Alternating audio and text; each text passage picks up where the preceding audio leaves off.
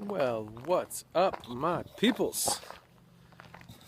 Do you hold the camera in the light? Let's try it down here, shall we?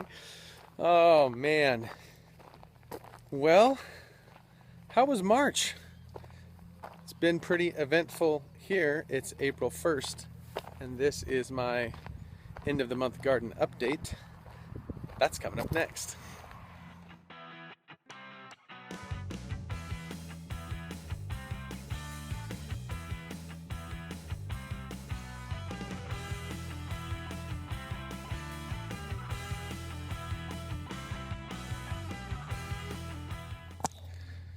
Okay, well, this is as good a place to start as any down here in the little hoop house by the road and the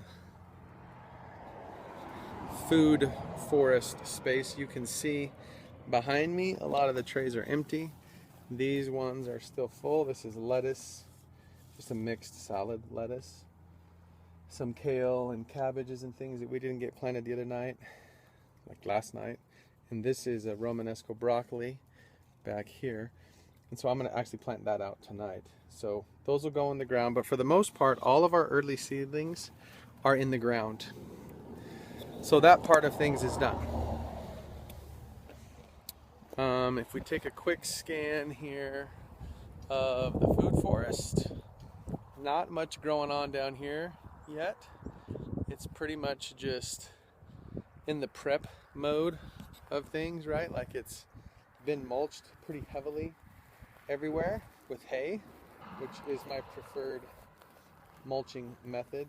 All of the honeyberries are massively in flower right now, so that's kind of fun to see. And these fruit trees are starting to wake up. We did get the fruit trees sprayed. Yeah, basically just started getting this space ready with the mulch. I removed a bunch of stuff. I pruned up the grapevine and got all the spraggly stuff off of it, and then all of the black raspberries and blackberries, they had been growing kind of down on the ground to keep them protected from any bad cold weather. If it happened to come, it'll really damage those black raspberries, which we didn't have this year. And so now we have two beautiful black raspberries. This is one coming off of that parent plant, and there's actually a third one started right down there next to it. So we'll have three black raspberries there by the end of the season, and a fourth thornless one back there in the corner that I thought was dead, but it looks like it's trying to grow. So I don't think I filmed it, but I did put in, here I'll turn the camera around so you can see. So one of the things with these black raspberries is keeping them up off of the ground. So you'll notice kind of the zigzagging baling twine.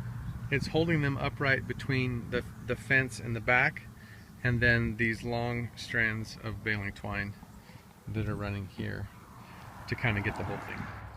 It's far from a perfect raspberry system, but for now, it's functional. There is still a lot to do. It's April 1st, so you know there'll be all sorts of things that we need to get done. Down there, there's more stuff to prune. We got to get the blueberries ready to go and get them fertilized. There's just a pile of stuff to do down there, as always. Oh, a tree fell on my house. Yeah, that happened over there. So got that all cleaned up. We're in the process of dealing with that. So that took a little bit of my time.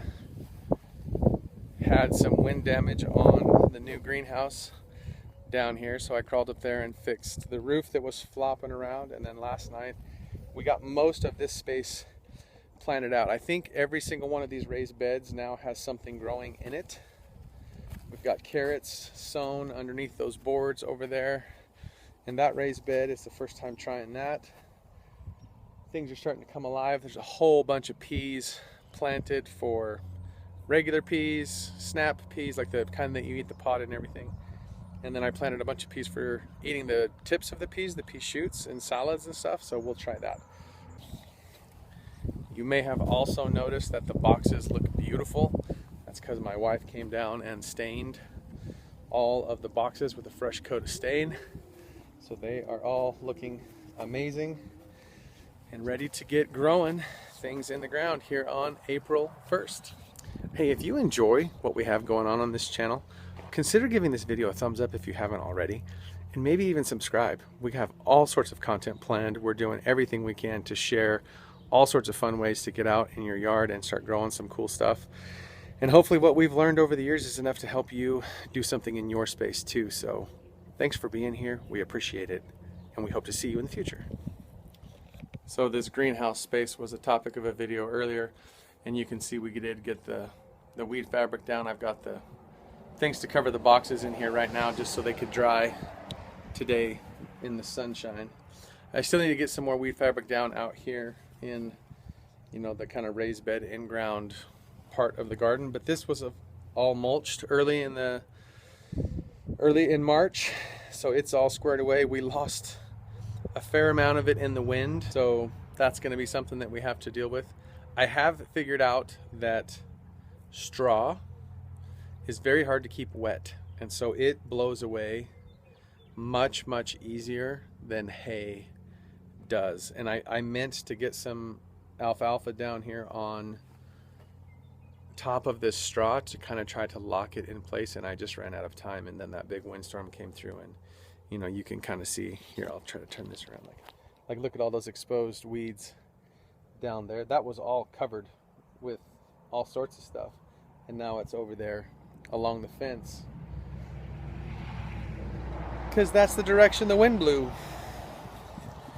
So I'm sure if I went and looked, there's some over there in the neighbor's pasture too, because I'm sure some of it made it through the fence. It's not a perfect system, but it works all right. So these beds are all scheduled to get planted out tonight. All of that lettuce and broccoli and stuff that we had down there earlier, that will come in down here. So I got a little bit more bed prep to do down here to get them ready to go, but they are kind of rocking and rolling. I pruned and sprayed the fruit trees, so nectarine, cherry, nectarine, all got a little bit of a prune job and a little bit of a spray.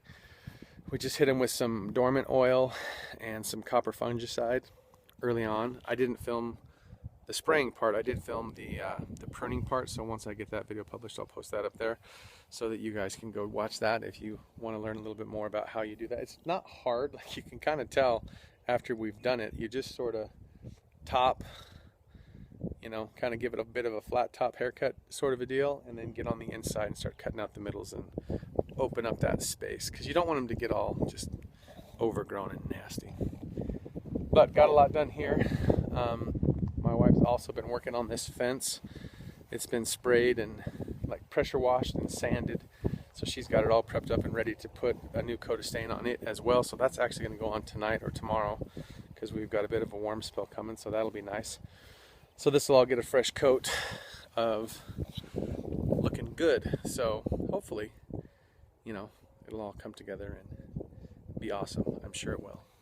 So I'll drop some footage of the plant starts in here, the warm weather plant starts. So I started a whole pile of Roma tomatoes and a variety of different peppers early on, maybe too early.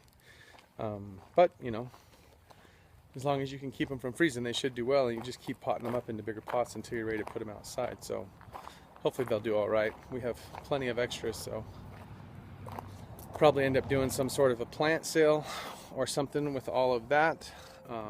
But yeah, they're growing really well, so that experiment's gone well. And I have some more tomato seeds to start. Some cherry tomatoes. I gotta have my Sun Gold cherries. They're just the best, so we'll have to get some of those started. So we'll get those going here within the next couple days, because we're about, well, this is like 6 weeks out from last frost date here in our zone 6B. I think, you know, May 15th is the last frost date. So we're right on that edge of things being at the point of needing to be, like, even warm season stuff we can start thinking about really starting now. So some of that seed starting will start happening. And then honestly, the last bit of stuff that we did was up here at in the chicken coop area in the summer run. We've been doing a lot of work up here just trying to get things kind of ready.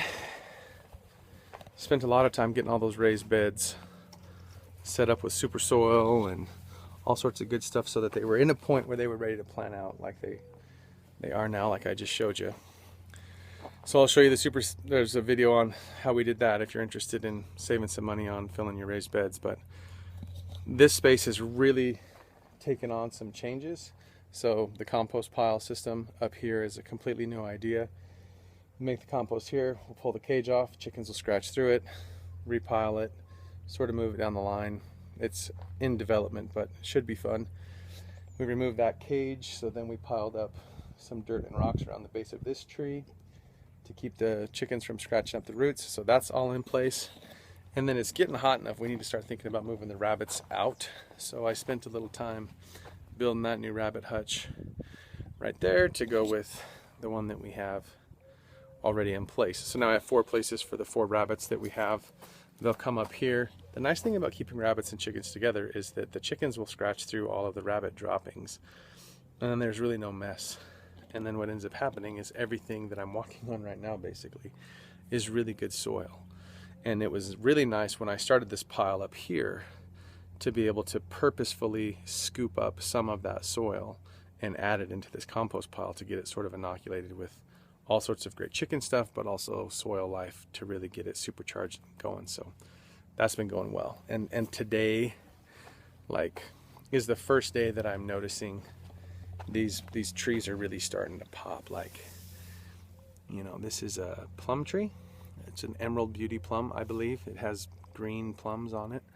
There was only one last year. It was the first year. This tree was actually dead at the nursery, and I was able to save it, which is cool. So we have that one up here, and then the one behind us is a Plueri, which is a cross between a plum and a cherry.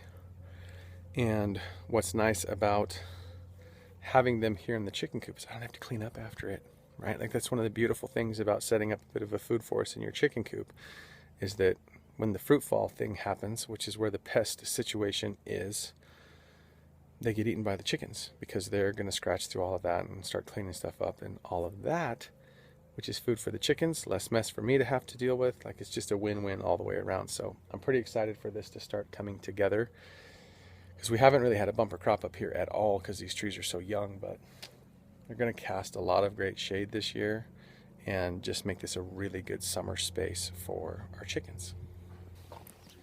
Well, there you go. That's what we've been doing here for the last couple weeks. I'm really honestly excited. Oh, there's a big change in the light. I'm really honestly excited about the earliness with which we are in the garden this year. Like, that is a completely new concept for us. It's never happened that we were out plopping seeds in the ground this early in March. I'm more ready now than I ever have been, so this is going to be a really fun summer to really push what is possible in my zone. And the super exciting thing is that right now the forecast looks amazing. Like, it's the 1st of April and we're staring down the barrel of, you know, we're staring down the barrel of 70-degree days and 40s for lows in the evening. Like, it's just a beautiful start to the spring season. The apricot trees are already budded out. I got flowers everywhere over there. I know from experience that these other trees won't be far behind them, and as long as they can flower and get pollinated before any of the really cold weather creeps back in and hits them, then we should have really good fruit set on all of these trees. So, like, just, oh man, so many cool things happening. Fingers are crossed. Like, this could be epic. All right, that's it for this one. Thanks for watching. I'm sure it's going to be a great season. We're really looking forward to it. We'll continue sharing these monthly updates so that you can feel what's going on here in our space. And if that helps you with your journey, then awesome. That's kind of what we're trying to do. So thanks for watching. And remember, get outside, because life's better when it's lived outdoors. We'll see you next time.